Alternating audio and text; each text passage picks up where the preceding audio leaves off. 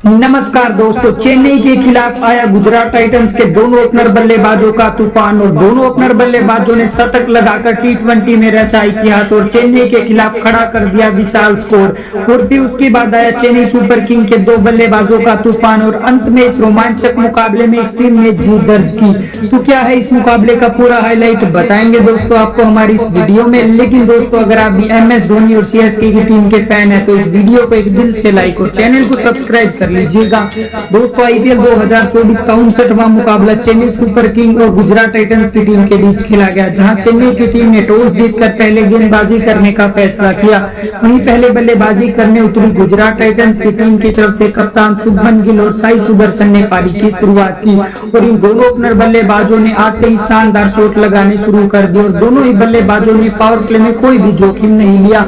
और फिर भी इन दोनों बल्लेबाजों की बदौलत गुजरात टाइटंस की टीम ने 6 ओवर में 58 रन पावर प्ले में बना डाले। और फिर उसके बाद दोनों बल्लेबाजों ने शानदार बल्लेबाजी करते हुए 100 रनों की पार्टनरशिप पूरी की। और फिर उसके बाद दोनों बल्लेबाज धीरे धीरे अपने अर्धशतक के करीब पहुंच चुके थे। फिर साई सुदर्शन ने शानदार 32 गेंदों पर अपना अर्धशतक पूरा किया और फिर उसके थोड़ी देर बाद शुभमन गिल ने भी अपना अर्धशतक पूरा किया और दोनों ही बल्लेबाज विकेट संभालते हुए शानदार बल्लेबाजी करते हुए धीरे धीरे स्कोर को आगे बढ़ा रहे थे। और 10 ओवर में ही चेन्नई के खिलाफ इन्होंने 100 रनों का आंकड़ा छू लिया था और इन दोनों बल्लेबाजों ने फिर तेजी से रन बनाने शुरू किए और दोनों ही बल्लेबाजों के बीच 200 रनों की पार्टनरशिप भी हो चुकी थी और दोनों बल्लेबाज शतक के बिल्कुल दहलीज पर आ पहुंचे थे। और फिर उसके बाद पहले तो शुभमन गिल ने अपना शानदार शतक पूरा किया और गिल के शतक जगने के बाद साई सुदर्शन ने भी छक्का लगाकर अपना शानदार शतक पूरा किया और दोनों बल्लेबाजों के बीच 200 रनों की पार्टनरशिप भी कंप्लीट हुई। और फिर उसके बाद साई सुदर्शन 103 रन के स्कोर पर आउट हो जाते हैं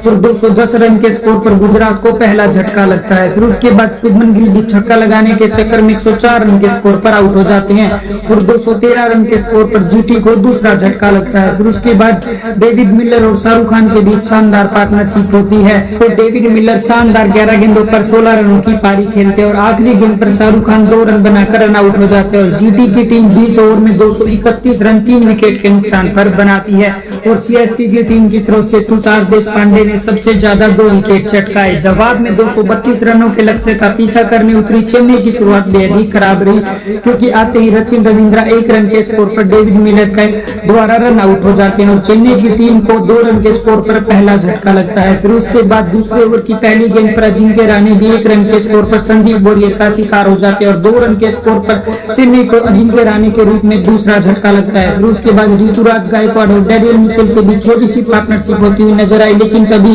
उमेश यादव ने ऋतुराज गायकवाड़ को भी 0 रन के स्कोर पर आउट कर दिया और चेन्नई को 10 रन के स्कोर पर तीसरा झटका लगता है। बुरी तरह से चेन्नई की टीम यहाँ पर फंस चुकी थी। उसके बाद डेरियल मिचेल और मोइन अली के बीच शानदार पार्टनरशिप होती है और दोनों ही बल्लेबाज ताबड़तोड़ अंदाज में बल्लेबाजी करके चेन्नई को 50 रनों के पार पहुंचाते हैं।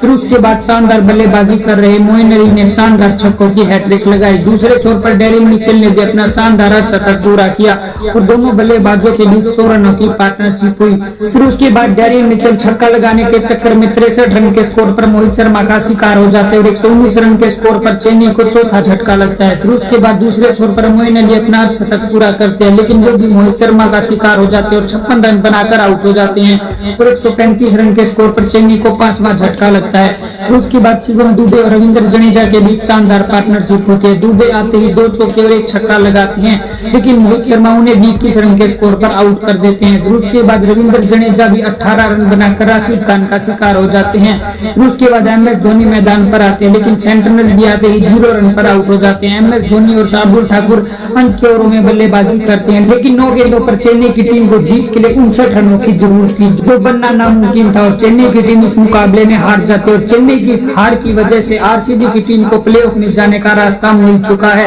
अब देखना होगा कि क्या RCB अपने आने वाले मुकाबलों में जीतकर प्लेऑफ में जगह बना पाएगी या नहीं। तो दोस्तों, ऐसी ही क्रिकेट से जुड़ी सभी ताजा खबरों के लिए चैनल को सब्सक्राइब